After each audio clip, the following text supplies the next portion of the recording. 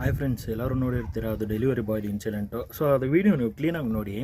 ಅದರಲ್ಲಿ ಯಾವ ಕಸ್ಟಮರ್ ಇದ್ದಾರೆ ಅವ್ರು ಬಂದುಬಿಟ್ಟು ಎಗರ್ಸ್ಕೊಂಡು ಬರ್ತಾ ಇರೋದು.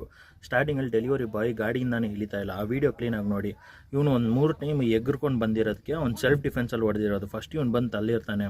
ಅದು ಏನಾವುದು ಬೈ ಮಿಸ್ಟೇಕ್ ಅವನಾಗಿದ್ದಿದ್ರೆ ಆ ವೈಫ್ ಅವ್ರು ಬಂದಿರುವಾಗ ಅವರೇ ಅಡ್ರೆಸ್ ಮಾಡಬೇಕಾಗಿದ್ದು. ಇವ್ನು ಡೈರೆಕ್ಟಾಗಿ ಬಂದುಬಿಟ್ಟು ಫೋನ್ ಎತ್ತುತ್ತಾನೆ. ಆವಾಗಲೂ ಅವ್ನು ಸೈಲೆಂಟಾಗಿರ್ತಾನೆ. ಅದಾದಮೇಲೆ ಇವ್ನು ಎಗರ್ಕೊಂಡು ಹೋಗ್ತಾನೆ ಅವನ್ನ ಹೊಡೆಯೋ ಥರ. ಅದಕ್ಕೆ ಸೆಲ್ಫ್ ಡಿಫೆನ್ಸ್ಗೆ ಅವನೊಂದು ಹೊಡೆದಿರೋದು. ಇನ್ನೊಂದು ಏನು ಗೊತ್ತಾ, ನಮ್ಮ ಜನರಿಗೆ ಇರೋದು ಒಂದು ಚೀಪ್ ಮೆಂಟಾಲಿಟಿ. ಈ ಡೆಲಿವರಿ ಬಾಯಿ, ಆಟೋ ಡ್ರೈವರ್ಗಳು ಎಲ್ಲರೂ ಬಂದುಬಿಟ್ಟು ಇವ್ರ ಮನೆ ಕೆಲಸದವ್ರ ಥರ. ನಾವು ಯಾವುದೇ ಈ IT ಕಂಪನಿಗಿಂತ ಕಡಿಮೆ ಇಲ್ಲ, ಸರಿನಾ? ನಾವು ಅವ್ರಿಗಿಂತಲೇ ಜಾಸ್ತಿ ದುಡಿತೀವಿ. ನೀವು ಹಿಂಗೆ ಇನ್ನೊಬ್ಬರ ಕೆಳಗಡೆ ಕೆಲಸ ಮಾಡ್ತಾ ಇದ್ದೀರಾ, ನಮಗೆ ಅದು ಇಷ್ಟ ಆಗಲ್ಲ. ಅದಕ್ಕೆ ನಾವು ಬಂದುಬಿಟ್ಟು ನಮ್ಮ ಓನ್ ಕೆಲಸ ಮಾಡ್ತಾ ಇರೋದು. ಸೊ ಅದಕ್ಕೆ ಬಂದ್ಬಿಟ್ಟು ನಾವು ಚೀಪ್ ಆಗ್ಬಿಡಲ್ಲ, ಸರಿನಾ? ಎಲ್ಲರೂ ಬಂದ್ಬಿಟ್ಟು ಕಮೆಂಟಲ್ಲಿ ಡೆಲಿವರಿ ಬಾಯ್ದೆ ತಪ್ಪು ಅಂತೀರಾ. ಆ ವಿಡಿಯೋಗಳನ್ನ ಕ್ಲೀನಾಗಿ ನೋಡಿ. ಅದರಲ್ಲಿ ವಾಯ್ಸ್ ಇದ್ದರೆ ಇನ್ನೂ ಚೆನ್ನಾಗಿತ್ತು.